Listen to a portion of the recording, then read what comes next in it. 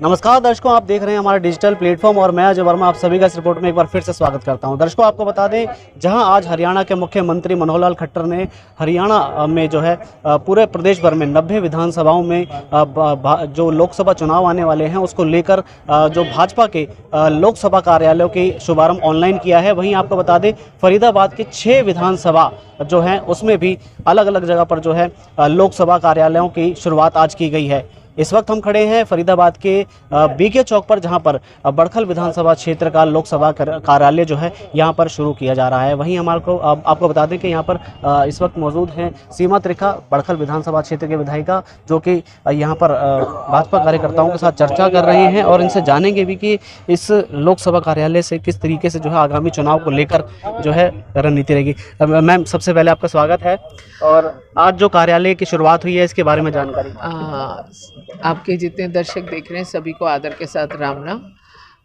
कल शाम को ही हमें सूचना मिली कि आज एक सांकेतिक रूप से कार्यालय का उद्घाटन होना और सभी जो पदाधिकारी थे, पार्टी के पदाधिकारी और जो पन्ना प्रमुख थे या किसी भी ओहदे पर थे, तो आज वो सब लोग मिल करके यहाँ इकट्ठे हुए बड़खल विधानसभा के कार्यालय में। और हमारे प्रदेश के आदरणीय मुख्यमंत्री श्री मनोहर लाल जी, हमारे प्रदेश के बीजेपी के अध्यक्ष बड़े भाई आदरणीय नायब सैनी जी, इन्होंने मिल करके अलग अलग जगह से 90 की 90 विधानसभा का जो कार्यालय का उद्घाटन है मुख्यमंत्री जी के द्वारा किया गया। और जैसा कि मेरे ख्याल से हरियाणा में अभी थोड़े दिन पहले, मुझे मालूम नहीं है किसी और प्रदेश में हुआ या नहीं हुआ, पर हरियाणा में थोड़े दिन पहले हमारे मुख्यमंत्री जी ने 10 लोकसभा का उद्घाटन एक साथ किया था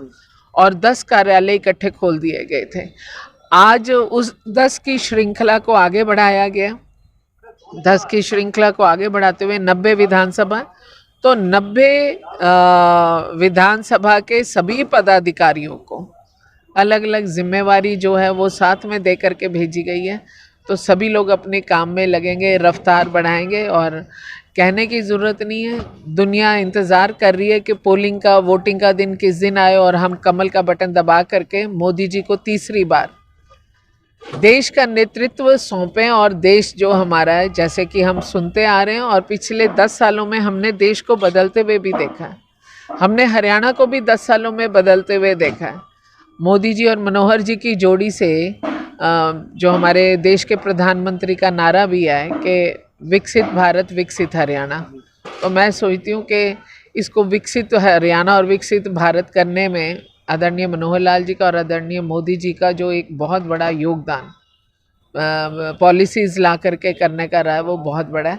तो आज उसी सारी चीज़ के चलते हुए तीसरी बार मोदी जी को प्रधानमंत्री बनाने के लिए हर व्यक्ति आतुर है, व्याकुल है। और माननीय मुख्यमंत्री जी ने 90 विधानसभा का आज उद्घाटन किया और एक प्रकार से पूरे हरियाणा में आज 90 और उस दिन के 10 मिला के 100 कार्यालय जो हैं वो वर्किंग हो गए। जिस तरह से बात की जाए अभी बड़खल विधानसभा क्षेत्र के लोकसभा कार्यालय की, तो किस तरीके से जो है आगे जो अब बताया जा रहा है, लगभग क्यास भी लगाए जा रहे हैं 10 मार्च के बाद जो है चुनाव की घोषणा भी हो जाएगी, तो किस तरीके से यहाँ पर भाजपा कार्यकर्ता या पन्ना प्रमुख किस तरीके से जो है भाजपा की नीतियों को आगे तक लेकर जाएंगे और लोकसभा चुनाव में जो है एक बार फिर से मोदी जी को लाने का काम करेंगे? अभी जो है आज एक प्रकार से सांकेतिक रूप से हम बोलेंगे, क्योंकि हम लोग पदाधिकारी वगैरह सभी लोग उपस्थित थे, तो अभी हमारी लिस्ट भी डिक्लेयर होने वाली है।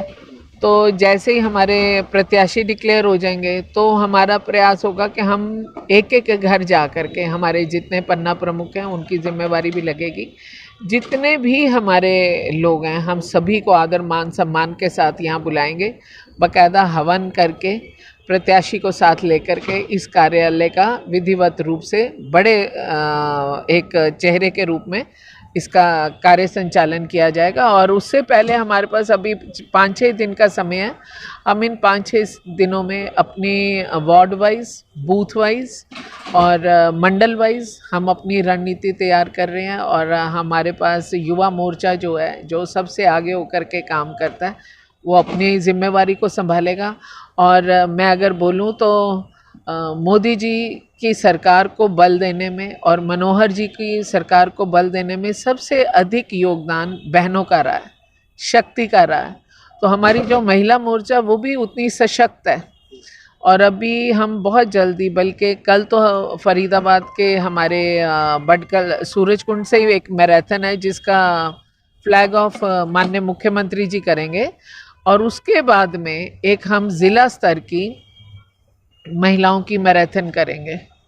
हाँ, फिर उसके बाद में हम एक स्कूटी रैली या फिर हमारी एक पद यात्रा बहनों की वो भी रहने वाली है। फिर ऐसे हमारे अलग अलग स्तर के बहनों के बहुत सारे कार्यक्रम रहने वाले हैं। और बहनों का जो सहयोग रहा है, मैं सोचती हूँ कि मोदी जी और मनोहर जी के लिए बहुत मजबूत सिद्ध होगा। एक और जो है अभी सीएम साहब ने ऑनलाइन जब संबोधन दिया था तो कहा था 400 पार का इस बार जो नारा दिया गया है। ये सीएम साहब का भी नारा नहीं है और आदरणीय प्रधानमंत्री जी का भी नहीं है। ये नारा जनता से आया है। जिस समय राम मंदिर के उद्घाटन के लिए अक्षत वितरण हो रहा था तो उस समय लोग जो हैं बड़े दिल से दुआएं दे रहे थे। 550 साल की लड़ाई कोई छोटी लड़ाई नहीं होती है। और हम सनातन धर्म को मानने वाले लोग हैं। हम मानते हैं कि कण कण में भगवान है। और जब हम राम के ही अस्तित्व में उलझ गए और जब कोर्ट में केस चले गए, 28 वकील कांग्रेस पार्टी ने खड़े कर दिए कि राम का कोई अस्तित्व ही नहीं था। तो हम ये नहीं कहते आप जिस धर्म को मानते हैं माने, हमारे उसके लिए भी श्रद्धा भाव है, लेकिन दूसरे के धर्म को बुरा कहना या उसको अस्तित्वहीन बताना तो वो तो अच्छी बात नहीं है। और मैं सोचती हूँ कि मैं अपने मन से ये बात हमेशा बोलती हूँ कि राजा कौन होता है? प्रधानमंत्री, मुख्यमंत्री, ऐसा ही माना जाता है। तो मैं ये मानती हूँ कि शहंशाह नहीं है जब तक वो फ़कीरी ना पाले, और फ़कीर नहीं है जब तक वो शहंशाही ना पाले। हमारे देश का मुखिया ऐसा शहंशाह है जिसको लोग फ़कीर बोलते हैं। तो मैं सोचती हूँ कि सही मायने में हमारे मोदी जी ने और हमारे मनोहर जी ने फ़कीरी की जीवन को चलाते हुए देश को शहंशाही की तरफ ले गए। और बड़े बड़े फ़कीर आपने देखे हैं जिनको लोग महाराज, शहंशाह के दर्जा देते हैं। वो फ़कीरी भी वही है जो आपको शहंशाही तक ले जाए। तो इसलिए मैं ये सोचती हूँ कि ये मुख्यमंत्री का और प्रधानमंत्री का नारा नहीं है, भारत की आवाम ने ये नारा दिया है कि अब की बार 400 पार। बहुत बहुत धन्यवाद हमसे बात करने के लिए।